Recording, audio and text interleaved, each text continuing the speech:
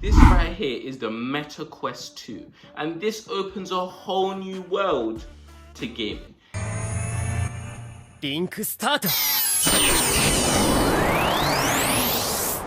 Here's a list of some of the biggest titles on this system, and here's a quick gameplay demo of a few of them.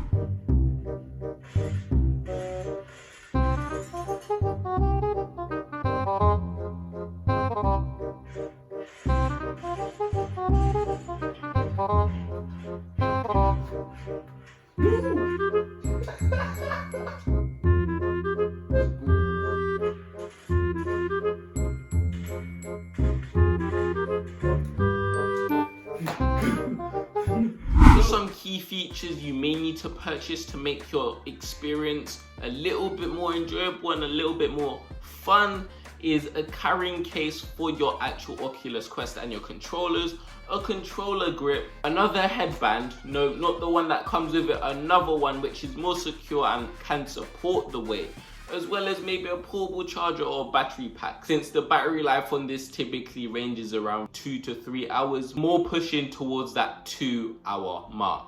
A big reason why I like this device is that there's no other system required. For example, with the original version, you actually needed a PC, and for the PlayStation VR, you actually need a PlayStation. So with this, it's a standalone system. There's no extra purchases that you need to do that allows you to play with this VR headset. The price has not changed in the last 3 years it's been out. It was released in 2020. The price has not changed since it's been out. However, the Meta Quest 3 has been rumored to release later in 2023, and it has been confirmed, so you could expect the price to drop quite a bit because of this. The main reason why this is still worth it in 2023 is because it was ahead of its time in 2020. This device had fantastic graphics, a fantastic build quality, as well as looking quite decent. Some of these other VR headsets did look quite ugly, but this does look like a nice system to use, and you don't look like a complete crazy person while this headset is on. Also, just the simplicity and its ease of use. The controllers are definitely different from any PlayStation or any other controllers I've ever used in my life. However, they're vaguely similar as well, although it took me quite a little bit to understand and actually grasp how to use them.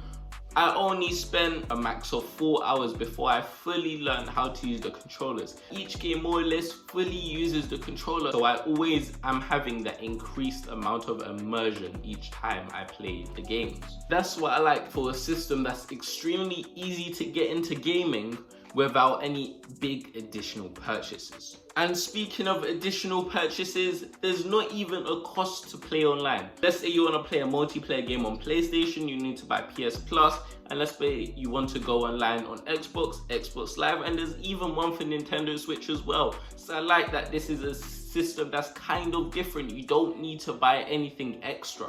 Also, there are a ton of games on this system which are consistently getting updated and adjusted, so you can have a fun time while gaming. And there's even a bunch of new titles that are constantly coming out, so you can have a bunch of fun all the time.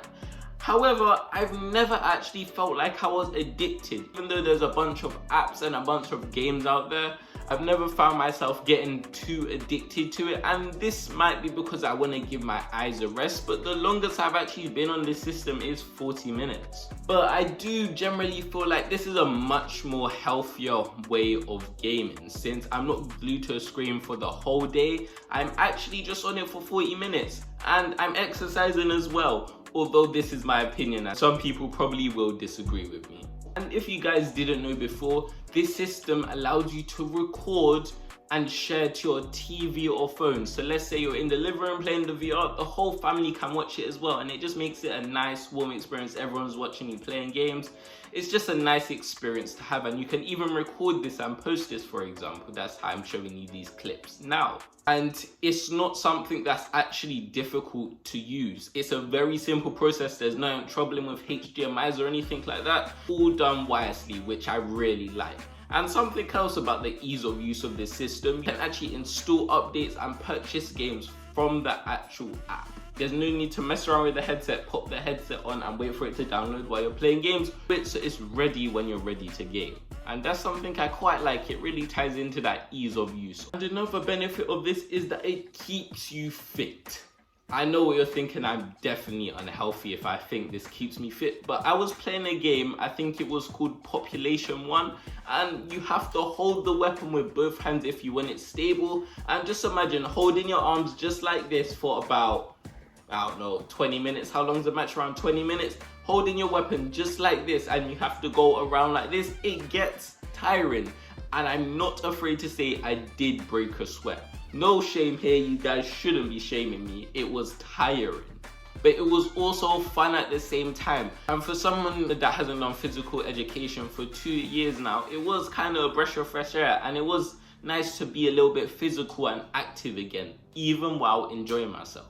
There are some negative aspects of this product. First one is the weight of the headset. Although it looks fine and dandy now, it looks pretty soft, there is weight here. It does carry some weight to it, and over time, of course, the weight's gonna make your eyes start dropping down, and it's gonna be tedious keep on going like this and going around, because it's gonna feel like the headset's dragging your head. This aspect of the weight does get quite annoying. And also, speaking about comfortability and all that mumbo jumbo, when you're actually trying to get this headset in a perfect angle so you can see the screen, you do need to screw it quite tight. It can get quite sore next to your nose and also your forehead. And sometimes when I've just come home ready to game, I just don't feel like squeezing up my head in this Oculus. Sometimes I just want to chill and relax. That's why sometimes I just prefer playing on the Nintendo Switch or PS4 sometimes. As you should know by now, the battery life is not great. 2 hours is not amazing. And although I've never played it for 2 hours plus, I usually play it for 40 minutes, put it down, play it again for 40 minutes, put it down, and try to play it again. However, the battery is dead. It would be nice if I didn't need to charge in between each gaming session. Obviously, there are ways around this, like an external battery pack or just a portable charger. However, that's extra purchases on top of the £300 product, and not everyone's ready to spend that money. And the final negative is more of a case-by-case basis, but I do get headaches with this headset. When I play it for around 50 minutes, I start to get headaches, and it gets annoying, and it kind of ruins my whole day. So I would just say, when you buy this headset or when you start playing this headset, don't go overboard. Try to chill out a little bit when you're playing and know your limits, since I don't want you guys getting sick. But now it's time for the conclusion. In conclusion, this device is amazing. It stood the test of time. It still looks incredibly fresh, even though it's quite old now. It produces amazing quality. You're able to watch YouTube, enjoy all of that on this system. But I would just say, maybe wait a little bit. Instead of purchasing it right now where it's still full price and the price hasn't changed, we should wait a little bit until the Meta Quest 3 comes out, and you might see a change in the price. If you don't, you haven't lost anything. However, if there is a change in the price, you've saved a little bit of money. That was the review. Please consider liking, subscribing, supporting the channel, and yeah, bye.